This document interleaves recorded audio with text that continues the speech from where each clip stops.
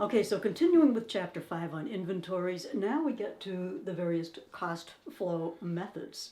So your cost flow methods are going to be FIFO, first in, first out, LIFO, last in, first out, and average cost, otherwise known as weighted average cost or moving average cost. We're just going to call it average cost, keep things simple.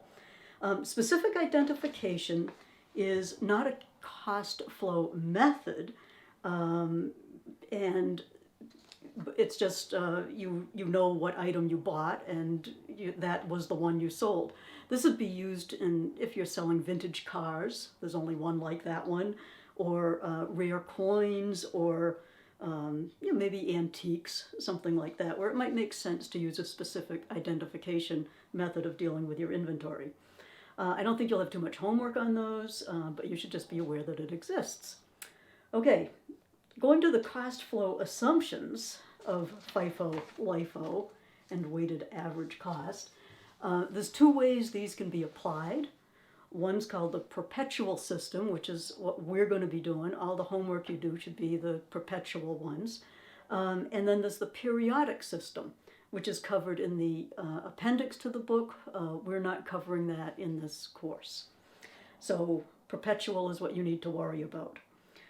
Perpetual, all that means is that the cost of goods sold is updated with each transaction, or with each transaction. The periodic, then you do things at the end of the accounting period. Okay, so let's look at the table here. This is you'll be working with these on, doing the various homework and quizzes and exam, all that good stuff. So we should see how they work. The first thing to notice is you've got on this side here, okay, from here over, this is all dealing with the costs. So these are the purchases, and on this side, it's the sales, okay? You'll notice that the selling price is $20 per unit. For all of the units, I kept it simple. And then the costs per unit are going to be different because we bought our different layers of inventory at different times. So we bought a few at 10, we bought some at 12, we bought some at 14. What these cost flow assumptions are about are which of these amounts do we use to cost our ending inventory and cost of goods sold. Okay, so how do you work with this here? The first thing you need to determine is how much is your ending inventory. So we had 16 units available. 3 plus 8 plus 5 is 16. We sold 11, okay? So that means that we have 16 minus 11, or 5, left in ending inventory. Okay, then the question becomes, what's the cost of that ending inventory? And this is where the cost flow assumptions come in. So with FIFO, that assumes that the first stuff you sold was the first stuff you bought. So your ending inventory is going to be composed of your most recent items. So if you've got 5 left, chances are it's going to be the 5 you bought at 14, and that will be the value of your ending inventory.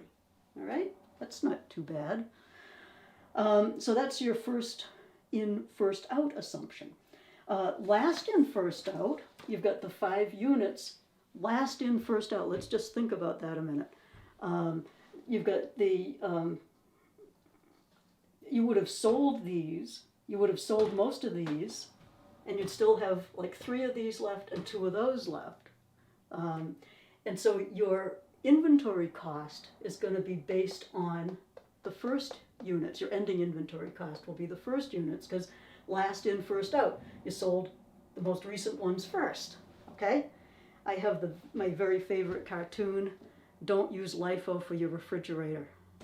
Not a good idea. Okay. Weighted average we'll see how that works in the next, in the weighted average video. I'll go through each of these ways in the next few videos. But weighted average, you have to compute an average cost after each purchase, and we will see how that works. Usually both the dollar amounts of ending inventory and cost of goods sold will end up somewhere between the values of LIFO and FIFO. Okay, so Your next step will be to the inventory example section to see how all these three methods work.